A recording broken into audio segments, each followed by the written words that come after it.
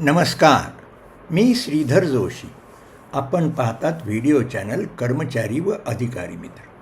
बंधू-भगिनींनो, आज सोमवार दिनांक 29 जून 2026 आणि हा व्हिडिओ आहे व्हिडिओ क्रमांक 543.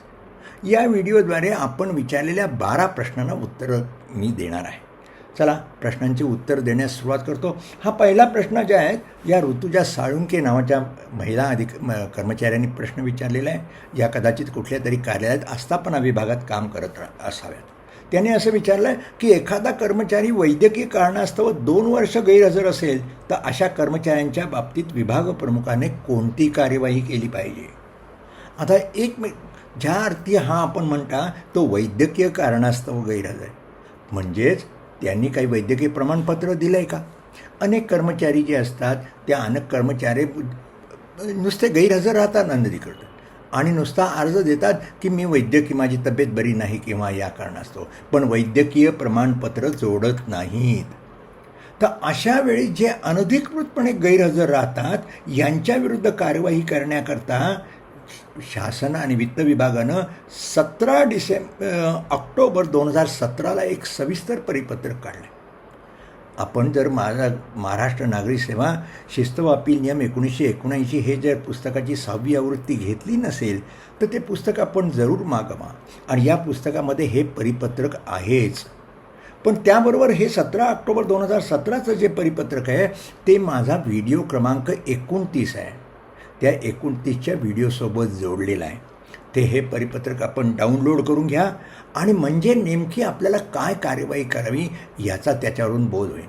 पण पहिल्यांदा मी आपल्याला एवढं सांगेन की तो जर वैद्यकीय कारणास्तव गैरहजर असेल अनधिकृतपणे, त्यांनी प्रमाणपत्र दिलं नको दिलं तरी त्यांना वैद्यकीय मंडळासमोर हजर राहण्यास सांगा. आणि तो हजर जर राहिला नाही किंवा त्यांनी प्रमाणपत्र दिलेलं नाही किंवा तर त्याच्याविरुद्ध तातडीने विभागीय कारवाई सुरू करा. त्याला निलंबित करू नका, कारण निलंबित केलं की तुम्हाला त्याला निर्वाह भत्ता द्याल. पण अशा कर्मचाऱ्याची तातडीने विभागीय कारवाई सुरू करा. आणि या प्रकरणामध्ये मी आपल्याला सांगितल्याप्रमाणे आपण हे जे परिपत्रक मी आपल्याला सांगितलं 17 ऑक्टोबर 2017चं ते परिपत्रक व्हिडिओ 29 बरोबर दिलं आहे. ते डाउनलोड करून घ्या. तो या प्रश्नाची उत्तर आपल्याला निश्चित मिळेल. अधिक काही प्रश्न असतील तर पुन्हा विचारा. चला पुढच्या प्रश्नाकडे येऊया. हे संजय म्हणून आहेत. यांचं म्हणणं आहे की यांची एक विभागीय चौकशी महाविद्यालयामध्ये काम करतात आणि यांना शिक्षेचा आदेश त्यांनी विचलित केला. त्यांना शिक्षा दिली आणि त्या त्या आदेशाचा अर्थ मी सांगावा असं त्यांची विनंती आहे. पण दुर्दैवाने त्यांनी जी मेल पाठवली आहे त्याबरोबर तो आदेशच दिलेला नाही. आपण आदेश पाठवा. तुमच्या त्या पुढच्या व्हिडिओमध्ये तुम्ही आदेश त्याच्या आधी पाठवला तर त्या नेमका आदेशाचा अर्थ मी आपल्याला समजून सांगेन. आता पुढच्या प्रश्नाकडे वळूया. हे सुनील राऊत नावाच्या ग्रस्तांनी विचारलं. यांचं असं यांनी काय केलं आहे, प्रश्न तर विचारलेला नाही. त्यांनी असं म्हटलं आहे की अशोक भीमराव चोरे हे सार्वजनिक विभागात काम करत असतो. सार्वजनिक बांधकाम विभाग हे सेवानिवृत्त झाले आणि त्यांना मात्र 20/4/2016 PPO इश्यू केला गेला, म्हणजे निवृत्ती वेतन मिळालं लागलं. पण त्यानंतर त्यांचा 14/11/2016 मृत्यू झाला. आता 16ला समोर झाला. आपल्याला माहिती आहे की 1/1/2016 7वा वेतन आयोग लागला.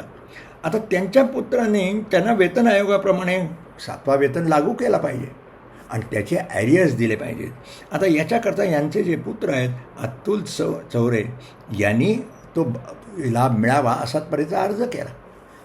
प्रशासनाने प्रकरण अकाउंटंट जनरल यांच्याकडे बघलं, पण अकाउंटंट जनरलनी राईटली क्वेरी केली की त्यांना जो मिळालं जे आहे त्याचा त्यांना, कारण त्यांनी पूर्वीच्या त्यांना 40% त्यांनी अंशराशीकरण केलं होतं, तर त्यांचा 7व्या वेतन आयोगाच्या प्रमाणे फिक्स झाल्यानंतर त्यांना अंशराशीकरण का दिलं नाही अशी क्वेरी एजीने केली आहे आणि त्यांचं पत्र त्यांनी माझ्याकडे पाठवलं आहे.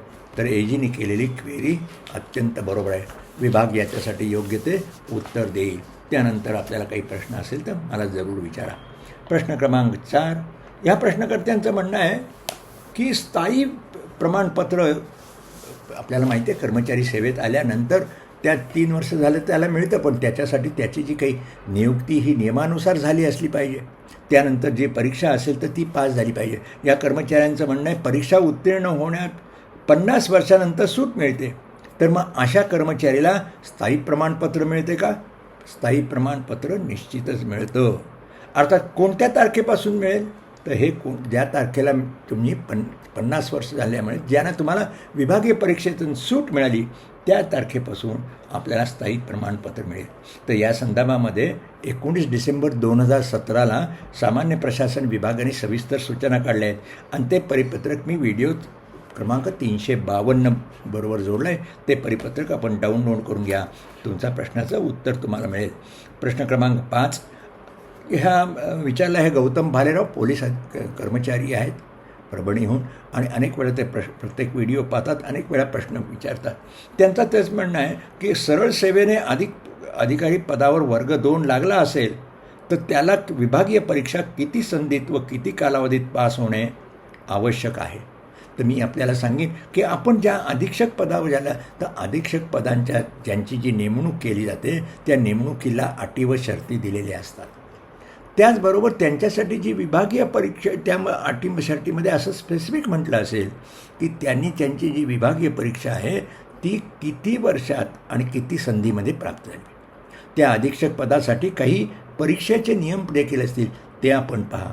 आणि सर्वसाधारणपणे असा जो गट ब वर्ग जाणारा लागला असतो त्याला ती जी विभागीय परीक्षा असते ती 3 संधीमध्ये आणि लागल्यापासून 4 वर्षामध्ये पास व्हावी लागते. पण मगाशी मी सांगितलं त्याप्रमाणे त्यांच्या अटी व शर्ती पहा आणि त्यांचे जे परीक्षेचे नियम आहेत ते पहा, म्हणजे आपला प्रश्नाचं उत्तर आपल्याला मिळेल. अधिक काही जर शंका असेल तर जरा विचारा. या प्रश्न क्रमांक 6 यांचं लक्ष्मण नावाचे ग्रस्त आहेत. हे सेवानिवृत्त झाले आहेत, यांना तात्पुरतं पेन्शन मिळत आहे. यांचं म्हणणं विभागीय चौकशी झाली आहे पण अहवाल मात्र मिळालेला नाही आणि म्हणून त्यांना नियमित निवृत्ती वेतन मिळतं. तर मी या प्रश्नकर्त्यांना एवढंच सांगेन की आपण निवृत्त केव्हा झालात? आपल्या विरुद्धची विभागीय चौकशी केव्हा सुरू झाली होती? आणि जर विभागीय चौकशीला जर बराच विलंब झाला असेल किंवा अजून चौकशी होऊ नये, अहवाल वगैरे मिळाला नसेल तर अशा परिस्थिती ह्याची जी माहिती असेल ती मला कळवा. आणि जर अधिक विलंब झाला असेल तर आपल्याला विभागाकडून न्याय मिळत नसेल तर आपल्याला महाराष्ट्र प्रशासकीय न्यायाधिकरणाकडे दाद मागावी लागेल. पण त्याच्या आधी एक सविस्तर रिप्रेझेंटेशन आपण विभागाला द्या.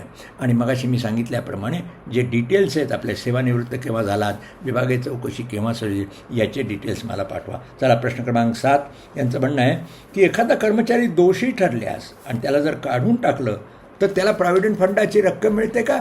निश्चित मिळते. एखाद्या कर्मचाऱ्याला बडतर्फ जरी सेवेतून झाला तरी तो बडतर्फ झाला त्याला मग मात्र निवृत्ती वेतन, सेवा उपदान वगैरे काही मिळत नाही.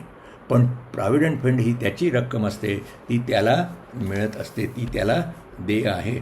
चला प्रश्न क्रमांक 8 या प्रश्नकर्ते हे जे आहेत यांचं म्हणणं आहे मोटिवेशन अँड मोटिवेशन नावाने ते मेल पाठवतात किंवा कॉमेंटमध्ये लिहितात. यांचं म्हणणं आहे की खूप व्हिडिओ पाहतो पण त्यांना काहीतरी माझ्या प्रश्न विचारायचे आहेत तर संपर्क कसा करावा? अनेक वेळा मी आपल्याला सांगितलं संपर्क करण्याकरता मी दर मंगळवारी यशदामध्ये उपलब्ध असतो आणि तिथे माझा नंबर मी सकाळी 10:30 ते 1 वाजेपर्यंत उपलब्ध असतो. तिथे माझा नंबर आहे 02025608198. पुन्हा एकदा सांगतो 02025608198 किंवा आपण कर्मचारीमित्र@gmail.com वर ईमेल पाठवा. आणि जर माझी अपॉइंटमेंट घ्यायची असेल तर त्याच्याकरता नंबर आहे 02025608163. चला पुढच्या प्रश्नाकडे या. प्रश्नकर्ता हे शिवलिंग भोसले म्हणून आहेत. यांना माझा मोबाईल नंबर आहे. मित्रांनो मी अनेक मोबाईल नंबर मी आपल्याला देत नाही पण आधीच्या प्रश्नाला उत्तर देताना सांगितलं त्याप्रमाणे आपण मला मंगळवारी माझ्याशी संपर्क करू शकता अथवा मला ईमेल पाठवा. चला प्रश्न क्रमांक 10 निलंबन कालावधी संदर्भात सविस्तर व्हिडिओ टाकावा. आता या संदर्भात मी एवढंच सांगेन की निलंबन कर्मचाऱ्याचं झाल्यानंतर या निलंबनाच्या विषयी मी खूप व्हिडिओ केलेले आहेत. जर आपण या कर्मचारी मित्र या चॅनलला जर सबस्क्राईब केलं असेल तर तिथे एक प्लेलिस्ट आहे आणि त्या प्लेलिस्टमध्ये पहा कर्मचाऱ्याचे निलंबन या विषयावर आणि जे सर्व व्हिडिओ आहेत ते तुम्हाला एकत्र त्या ठिकाणी दिसतील. पण तुम्हाला मी सांगेन की व्हिडिओ क्रमांक 39 पहा. हा यशोमंथन याच्यामध्ये मी एक यशोमंथन नावाच्या मासिकामध्ये लेख लिहिला आहे. तो लेख या व्हिडिओ क्रमांक 39 बरोबर जोडला आहे. आणि दुसरा जो व्हिडिओ आहे की 70 ते 72 ज्याला म्हणतात की कर्मचाऱ्याची सेवेमध्ये पुनर्स्थापना झाल्यानंतर त्याला जे काय निलंबन कसा ठरवावा याच्या संबंधीचे जे हे आहे ते त्या ठिकाणी 70 ते 72 जे नियम आहेत ते नियम जोडलेले आहेत. तेव्हा हे 2 जर व्हिडिओ पाहिलेत, व्हिडिओ क्रमांक 39, 363 आणि प्लेलिस्टमध्ये कर्मचाऱ्याचे निलंबन या शीर्षकाखाली असलेले सर्व जर व्हिडिओ पाहिले तर आपल्याला मिळेल. प्रश्न क्रमांक 11 हे प्रमोद राठोड म्हणून आहेत. यांचं म्हणणं घरभाडे भत्ता देखील वेतनावर मिळतो. तर मग अशावेळी निलंबनामध्ये निम्माच घरभाडे ज्या पर्सेंटेज मिळेल त्याप्रमाणेच घरभाडे मिळेल का? तर नाही. गेल्या व्हिडिओमध्ये मी सांगितलं, जो व्हिडिओमध्ये 552चा व्हिडिओ मी जो केला होता, 542चा व्हिडिओ, त्यामध्येच मी आपल्याला एक परिपत्रक जोडलेलं आहे. व्हिडिओ क्रमांक जो दिलेला आहे त्या 542च्या व्हिडिओमध्येच मी एक संपूर्ण जे परिपत्रक दिलं आहे त्या परिपत्रकाच्या विषयी चर्चा केलेली आहे. आणि त्या परिपत्रकामध्ये जे 4 सप्टेंबर 2000 त्यामध्ये वित्त विभागाने स्पष्ट केलं आहे की कारण कर्मचारी जेव्हा निलंबित असतो तो जणू काही अर्धवेतनी रजेवर असतो. पण अर्धवेतनीवर जरी रजेवर असला तरी त्याला घरभाडे भत्ता देताना त्याला पूर्ण घरभत्ता मिळाला पाहिजे. त्याच्यात पर्सेंटेज जे केलं जातं म्हणजे त्याच्यावर त्याचा विचार करता कामा नाही. कारण त्याचं मूळ वेतन किती आहे ते लक्षात घेऊन त्याला घरभाडे भत्ता देणं आहे. मित्रांनो, खूप वेळ झाला, आता येथेच थांबतो. व्हिडिओ आवडला असेल लाईक करा, शेअर करा आणि इतरांना फॉरवर्ड करा. आणि या चॅनलला सबस्क्राईब केलं नसेल तर जरूर करा आणि आपल्या मित्रांना देखील सबस्क्राईब करा. येथेच थांबतो. पुन्हा आपण भेटणार आहोत लवकरच एका नव्या व्हिडिओसोबत. नमस्कार.